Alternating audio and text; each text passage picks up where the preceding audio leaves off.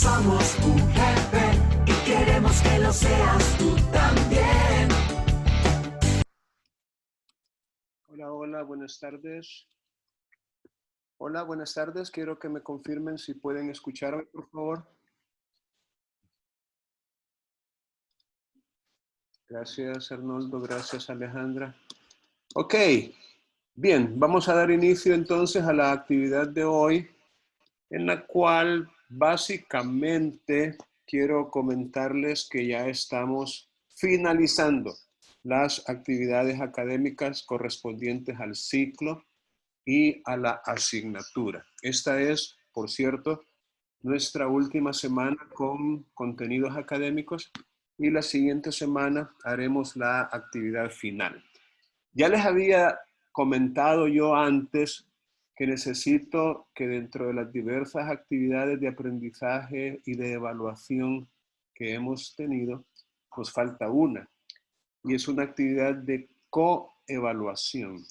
Entonces la vamos a hacer hoy. Ahorita les explico en qué consiste. Pero antes me gustaría compartir pantalla para mostrarles, déjenme hacer algo aquí. Okay.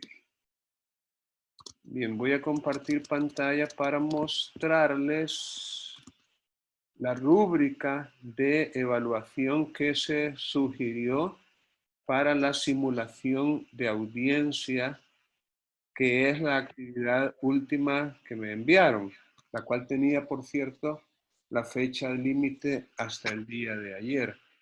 Pero antes me gustaría preguntar si hay alguien del grupo de Araceli Maribel González Manzano. ¿Hay alguien aquí del grupo o ella misma está aquí?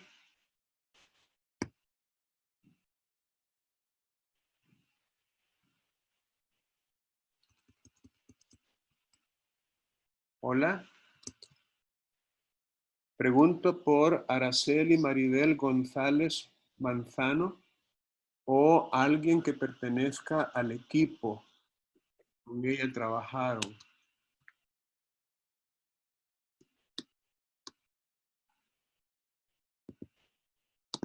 ¿Qué pasa? ¿Qué pasa? ¿Qué pasa?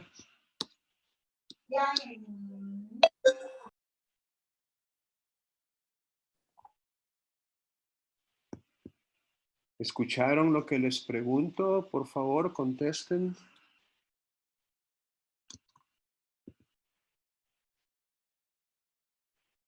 Vamos a ver, ¿hay alguien entre los que están conectados que conozca a Araceli Maribel González Manzano?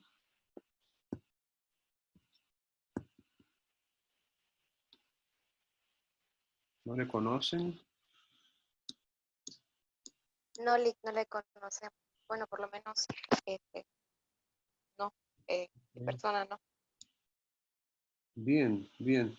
Vaya, entonces, si alguien le conoce o alguien del grupo de ella, porque necesito comunicarme con ella. Bien, entonces miren, lo que vamos a hacer hoy es bien sencillo. Les estaba diciendo que voy a compartir pantalla, creo que no lo he hecho todavía. Donde vamos a compartir aquí todo el escritorio. A ver si resulta mejor así. Bien, les decía que vamos a revisar brevemente la rúbrica que se había compartido con ustedes. Y esta rúbrica, por cierto, es la que se utiliza por el Consejo Nacional de la Judicatura, la Escuela de Capacitación Judicial, en los concursos interuniversitarios de técnicas de litigación oral. Entonces, esta rúbrica es un instrumento muy valioso para poder evaluar el desempeño en simulaciones de audiencias, que estos concursos básicamente en eso consisten, en simular audiencias. Entonces, aquí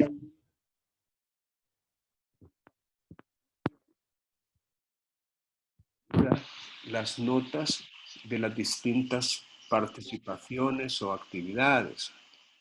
Por ejemplo, tenemos un alegato inicial que no en todas las audiencias se da el alegato inicial, pero cuando se da, pues entonces habría que evaluar qué tal lo hizo la parte demandante y qué tal lo hizo la parte demandada, cuando se da un alegato inicial.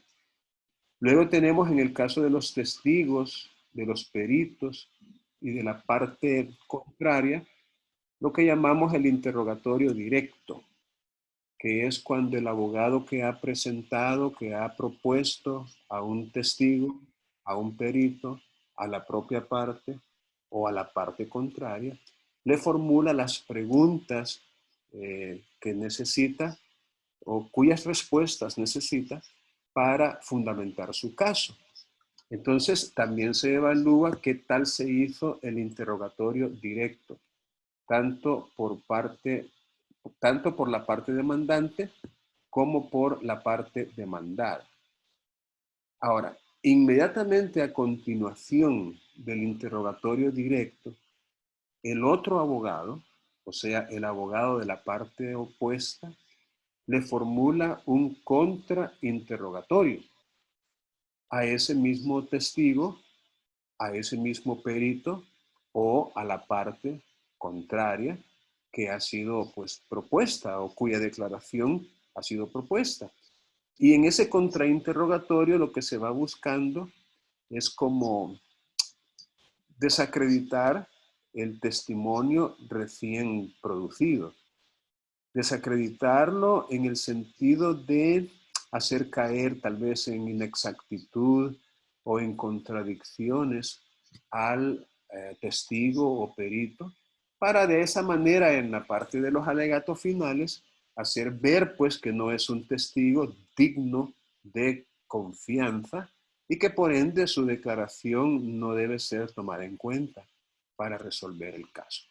Y lo mismo se hace pues por la parte opuesta. En el interrogatorio directo de la parte demandada, también el demandante formula un contrainterrogatorio.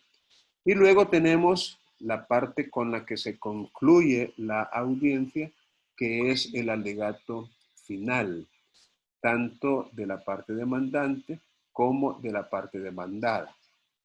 En esta rúbrica también se valora la actividad probatoria, es decir, de qué manera los principios relacionados con la prueba y las actividades probatorias se han realizado por ambas partes, tanto por el demandante como por el demandado.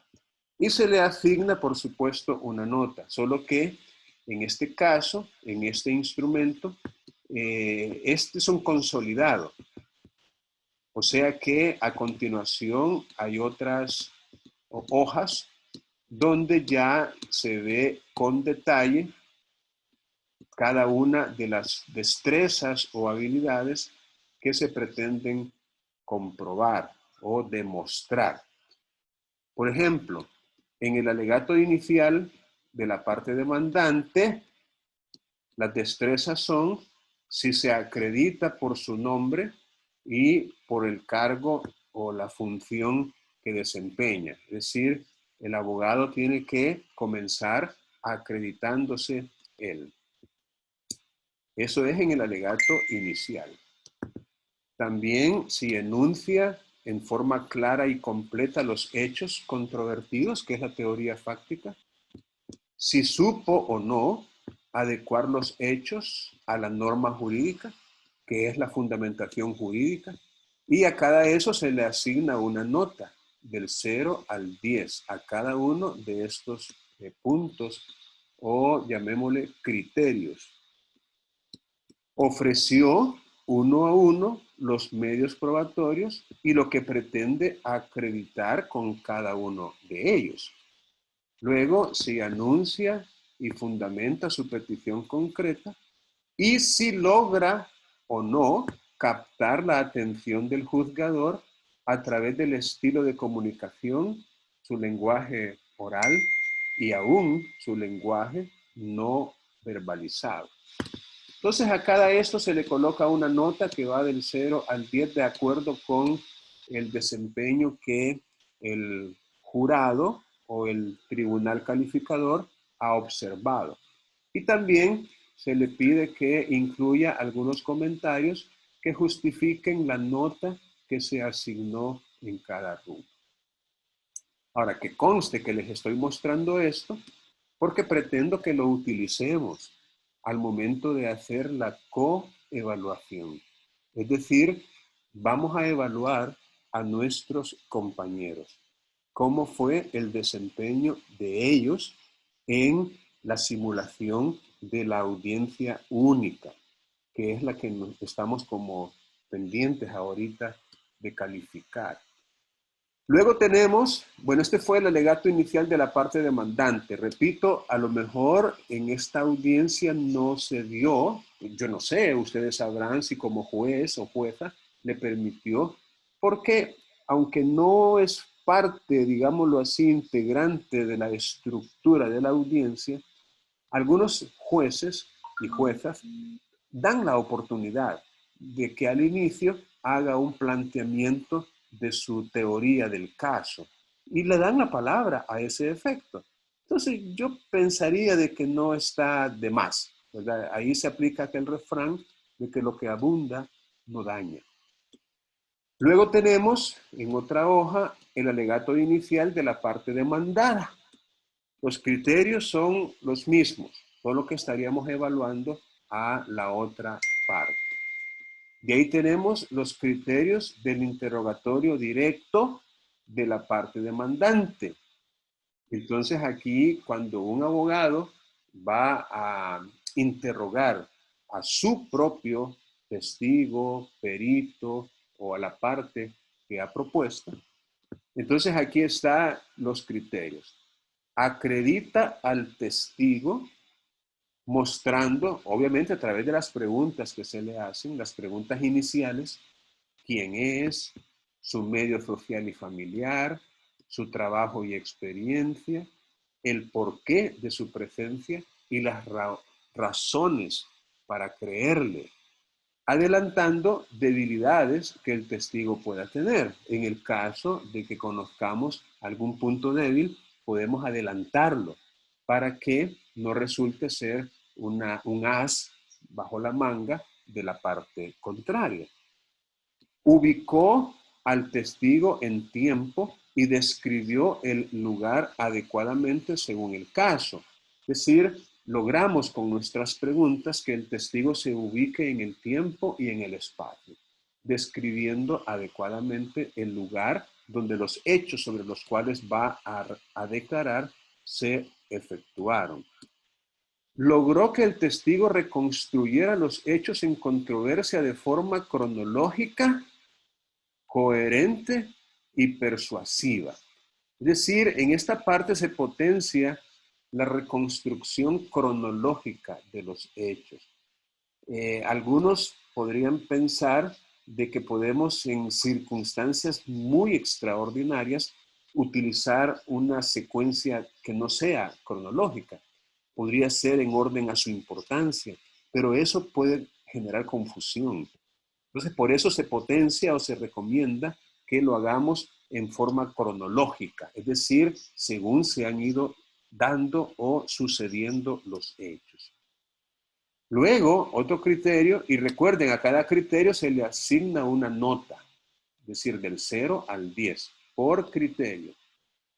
Formuló las preguntas utilizando cuándo, dónde, quién, cómo, por qué, cuál, que son preguntas abiertas y como tales permitidas en el interrogatorio directo. Es decir, ojo con las preguntas que se le formulan al testigo, porque la parte contraria, el abogado de la parte contraria, está muy atento, escuchando las preguntas, y cuando hay una pregunta que escapa de la estructura correcta de las preguntas para un interrogatorio directo, entonces va a formular una objeción y, si tiene razón, el juez la va a declarar al lugar. Luego dice, utilizó preguntas de transición para orientar el interrogatorio y preguntas de seguimiento para esclarecer y profundizar en los hechos estratégicamente relevantes. Esta es otra habilidad, otra destreza que como abogados debemos desarrollar en el momento de un interrogatorio directo. Preguntas de transición. Utiliza el método cronológico, desarrollando claramente todas las fases que comprende. Bueno, esto ya lo mencioné. Formula las preguntas permitidas, no generando objeciones válidas. Destaca los aspectos que deseaba enfatizar con el tono adecuado, claro, utilizando un lenguaje no verbalizado y una visión periférica. Demuestra seguridad, buen ritmo y tono de voz al formular sus preguntas, y se recomienda muchísimo que finalicemos el interrogatorio con lo que se conoce o se llama un final de impacto. Es decir, que reservemos como última pregunta una que genere una impresión firme y duradera en el juzgador, para que de esa manera, pues eso que dijo el testigo no se le olvide. Entonces aquí tenemos entonces la rúbrica para evaluar concretamente el interrogatorio directo de la parte demandante. Después vendría en otra hoja la rúbrica para el contrainterrogatorio que realiza la parte demandada. Es decir, esta es la parte, podríamos decir, un poco más difícil para algunos. Es decir, el contrainterrogatorio es quizás la parte de la audiencia un poquito más complicada y que necesita un desarrollo un poco más pulido de estas estrategias. En el contrainterrogatorio, los criterios son: formuló preferentemente preguntas sugestivas, cerradas y seguras. Preguntas sugestivas se permiten en el contrainterrogatorio, pero no en el interrogatorio directo. Una pregunta sugestiva en un directo es objetable. Ahora, dice preferentemente porque si usted quiere, puede formular preguntas abiertas, a pesar de ser un contrainterrogatorio. Pero hay muchos riesgos inmersos en esa decisión. Por ejemplo, si usted hace una pregunta abierta, recuerde que el testigo no es testigo suyo, digámoslo así, no lo ha preparado usted ni lo ha ofrecido usted. A ese testigo al que usted le está haciendo el contrainterrogatorio, lo ofreció la parte contraria, con la intención de ganar el caso con ese testigo, con la prueba que ese testigo introduzca. Entonces, si usted hace preguntas abiertas, estaría como dándole oportunidad al testigo de que se explaye, de que abone no al caso suyo, sino al caso de su contraparte. Entonces usted tiene que hacerle preguntas sugestivas cuya respuesta sea un sí o un no. Y además, usted tiene que estar seguro de que la respuesta que dé favorece a los intereses de su caso y no a los intereses del caso contrario. Realizó su intervención sin repetir el interrogatorio directo. Aquí algunos abogados, como ya les comenté, que es un poco difícil el contra, algunos abogados lo que hacen es prácticamente repetir el mismo directo que acabamos de escuchar. A preguntas del abogado que me antecedió, usted dijo esto, esto y esto. Sí. Y también usted agregó esto y esto y esto. Sí. Y además le dijo, sí. O sea, estamos repitiendo el directo. Con eso lo que estamos haciendo es causándole daño a nuestro caso, porque estamos cimentando en la mente del juez las mismas respuestas que ya dio, y las dio por preguntas que le hizo la parte contraria. Entonces no puedo yo venir y repetir lo que no me favorece, lo que me perjudica, a menos que sea un punto que yo quiero enfatizar, porque en ese punto tal vez el testigo se le salió un poquito del carril al abogado de la parte contraria y lo que dijo me favorece a mí. Ahí sí podría ser válido. Esto es clave, mantuvo el dominio y control sobre el testigo, no permitiendo que explicara o respondiera más de lo que se le preguntó. Este manejo, este dominio, este control de la situación en el contra es clave, porque algunos abogados no tienen tal vez ese temple o ese carácter, esa fuerza o dominio de voluntad como para tener control de la situación. Y el testigo prácticamente juega con ellos, lo manipula. Entonces un abogado que es muy bueno para hacer contra, se sabe imponer. Claro, eso sin ofender, sin faltarle el respeto, por supuesto, al testigo, pero sí con la suficiente firmeza para que el testigo sepa quién es el que tiene el sartén por el mango, que no es el testigo, sino que es el abogado. Se dice, por cierto, que en el interrogatorio directo, la estrella del espectáculo es el testigo, en el directo, pero en el contra es el abogado, para que vean la importancia que tiene el contra. Luego dice, y esto no siempre es fácil, no crean ustedes que por muy bueno que usted sea haciendo contrainterrogatorios, va a lograr este objetivo. No es tan sencillo. No todos los testigos llegan a inventar, por decirlo así. No todos los testigos declaran contradicciones o falsedades. No, no. Entonces no es cierto que usted logre en todo caso impugnar al testigo o su testimonio. Pero si lo logra, pues obviamente es un punto a su favor. Luego destaca aspectos positivos a su teoría, que es lo que ya les comentaba. Es posible que algo que el testigo dijo sea útil a su propio caso. Entonces usted lo puede retomar en ese contrainterrogatorio. Utilizó adecuadamente el método de impugnación. Es decir, esto es aprendido. Esto con la práctica usted puede depurar esta técnica. Pero si usted lo utiliza adecuadamente puede lograr el objetivo. Logró revelar, o sea, dar a conocer los propósitos que se persiguen. Impugnar por omisión, inconsistencias o contradicciones, parcialidad o interés. Yo recuerdo, por ejemplo, era un caso penal, era en jurisdicción de personas menores de edad, y recuerdo que estábamos prácticamente queriendo hacer ver que en el momento en que se estaba cometiendo un hecho delictivo en un lugar, la persona a quien se le imputaba eso estaba en otro lugar diferente y que había sido visto en ese otro lugar por ciertas personas, una de las cuales era una anciana, una anciana ya mayor de 80 años de edad. Entonces bien recuerdo yo, imagínense, no se me olvida a pesar del tiempo transcurrido, cómo el fiscal trataba de impugnar la credibilidad de esta anciana por motivo de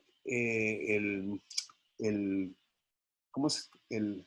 Híjole, la distancia que había entre el lugar en que ella se encontraba versus el lugar en que se encontraba el joven este, y su capacidad para poder distinguir a esa distancia por sus ojos, por su edad, si en verdad, obviamente se tomaban en cuenta otros factores como la hora del día, la iluminación, etc.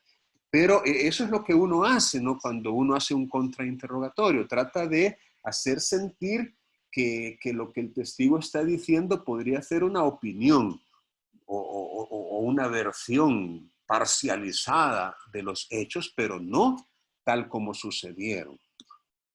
Este otro criterio, miren qué interesante, demostró, a pesar de lo intenso y firme que usted debe ser, demostró ser cortés y no peleó en ningún momento con el testigo.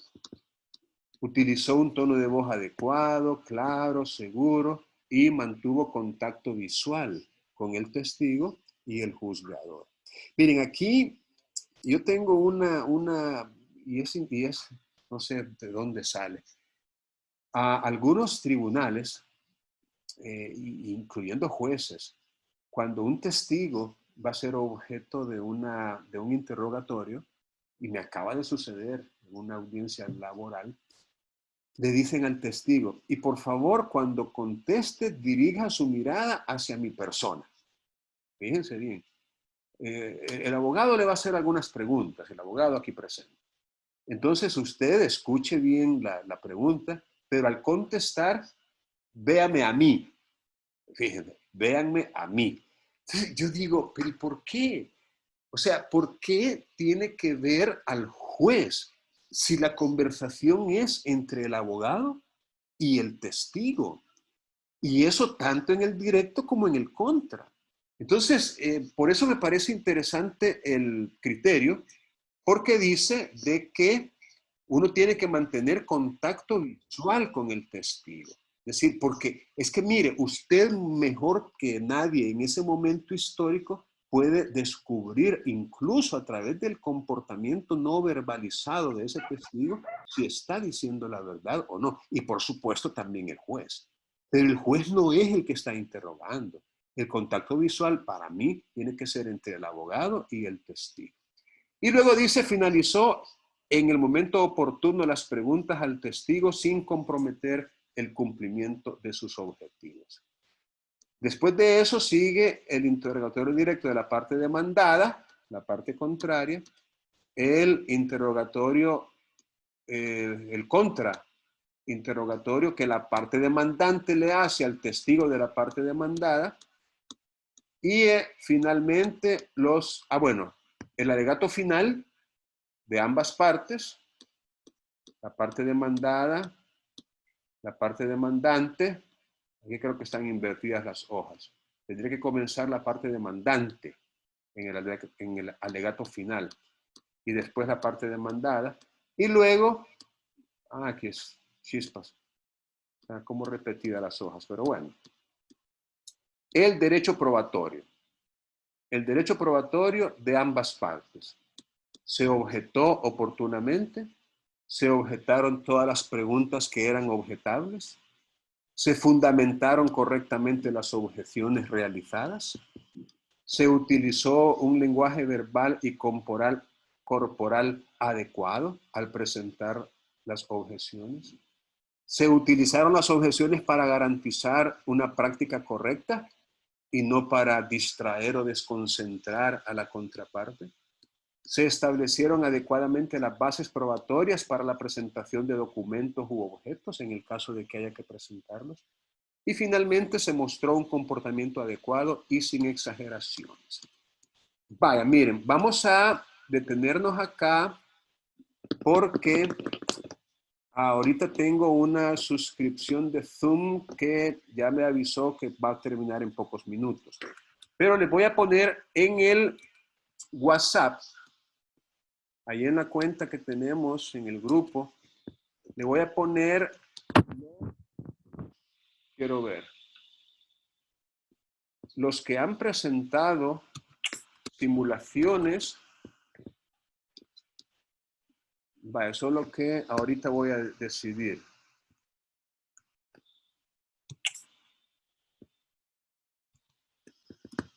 Algunos no han colocado todos los nombres.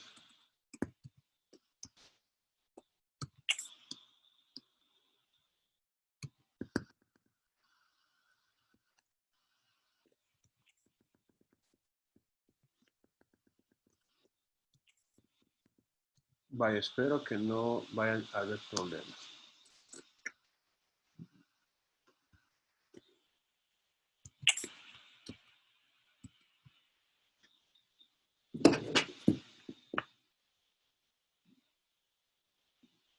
Vaya, fíjense bien. Ahorita estoy colocando los vínculos. O sea, Gilma, Madeline, Luz y Tatiana y Samuel van a evaluar el vínculo que aparece ahí. Kevin, Indira, Noel, Noemí y Cindy, el vínculo que aparece ahí también. Es decir, el que está antes de sus nombres. Elías y los integrantes de su grupo van a evaluar igualmente el vínculo que aparece allí. El que está antes de su nombre, Elías, si es que está allí. Alejandra y sus compañeros van a evaluar este otro que está aquí, el vínculo. Y René y sus compañeros van a evaluar este otro grupo que está aquí. Entonces, traten de aplicar los criterios que comentamos hoy y se van a quedar el resto de la sesión ya trabajando en ello. Si no terminan, no se preocupen, pueden continuar después, pero me van a hacer llegar para cada grupo que ustedes han evaluado la nota final. Yo no quiero notas parciales, la nota final. Ejemplo, René me va a decir, nosotros como equipo, al grupo que evaluamos le pusimos 8.25, por ejemplo. Luego Elías me va a decir, nosotros al grupo que evaluamos le pusimos 7.50, por ejemplo. Kevin, Indira, Noel me van a decir, nosotros como equipo, fíjense bien, como equipo. No son individuales las evaluaciones, son en grupo. ¿De acuerdo? ¿Todavía estamos conectados? ¿Alguna pregunta? ¿Por qué medio le hacemos llegar la nota? ¿Ahí el grupo o en privado a usted? En privado, en Ok. privado. Por favor, en privado. ¿Qué más? ¿Alguien tiene alguna pregunta? Sí, licenciada, Ajá, tenía diga. una pregunta. Sí, miren, si se cierra la sesión, me hacen las preguntas ahí en WhatsApp. Oye, continuamos en WhatsApp con las preguntas. Si se cierra, porque yo quiero que ya empiecen ustedes esto. Sí, díganme, Kaylin. Yo tenía una pregunta, el grupo mío, hasta ayer enviamos el video, ¿verdad? Entonces, no Se le cortó. aparecemos ahí donde usted estaba indicando. Es que mire, yo al principio de la sesión pedí que Araceli Maribel González Manzano se comunicara conmigo porque yo no entiendo cómo es que la vez pasada entendí que quedaban grabados ahí en Skype, pero miren, no es una buena idea hacerlo con Skype. Es mejor hacerlo con otra plataforma porque eso me da problemas a mí para recuperar el video. Ahora, ¿usted pertenece al grupo de Araceli Maribel? Hola. Buenas tardes, licenciada. Sí, Buenas tardes. Ajá. El grupo de Araceli Maribel. Yo estoy presente, Elsie Leticia. Vaya, usted pertenece al grupo. Entonces, mire, tienen que ver cómo recuperan esos videos a través de la cuenta de Skype de Araceli y pasarlos a otra plataforma. Puede ser en YouTube o en Google Drive, pero el video, subirlo, porque allí es como una transmisión, es como que si yo estuviera en vivo, conectado en Skype con ustedes, no habría ningún problema. Pero así como me lo presentaron, no tengo forma de verlo, mucho menos de compartirlo. Entonces, eso se lo voy a evaluar yo, pero tienen que hacérmelo llegar. Y ustedes evalúen el grupo de Araceli, ya les digo ahí en WhatsApp cuál van a evaluar. Evalúen el de Gilma Yamilet. ¿De acuerdo? Bien, aquí quedamos porque ya terminó la transmisión. Pasen buenas tardes y trabajen en esas evaluaciones. Buenas tardes. Buenas tardes, cuídense.